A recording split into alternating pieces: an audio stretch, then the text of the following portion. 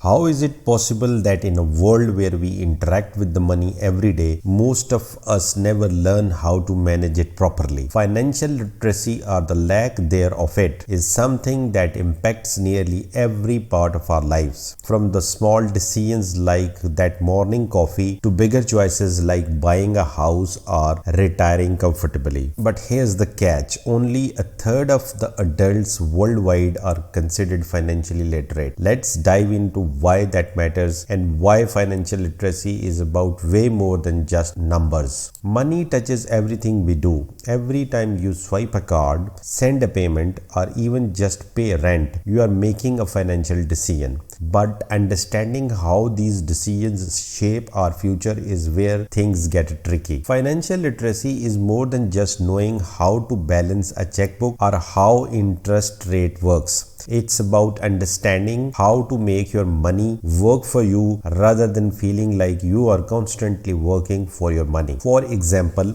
let's talk about credit cards. Most people have one, but few understand how credit card interests actually adds up. Imagine this: you buy something for $100. If you only pay the minimum payment every month, that $100 purchase could end up costing you way more, sometimes double. That's how easily a debt can spiral. Yet it's something many people don't think about it until it's too late.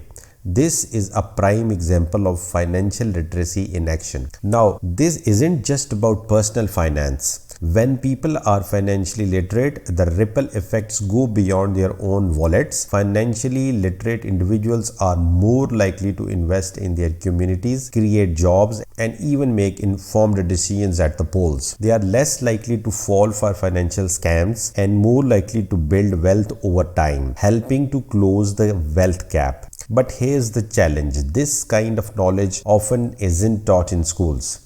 In fact, according to a study by the National Endowment and Financial Education, only 21 states in the United States require high school students to take a personal finance course. That leaves a lot of the people in the dark about how to navigate their financial futures. And when you consider that financial stress is one of the leading causes of the anxiety and even health issues, it becomes clear financial literacy isn't just a nice to have, it's a life skill that affects everything from our mental health to our relationships. So what can we do?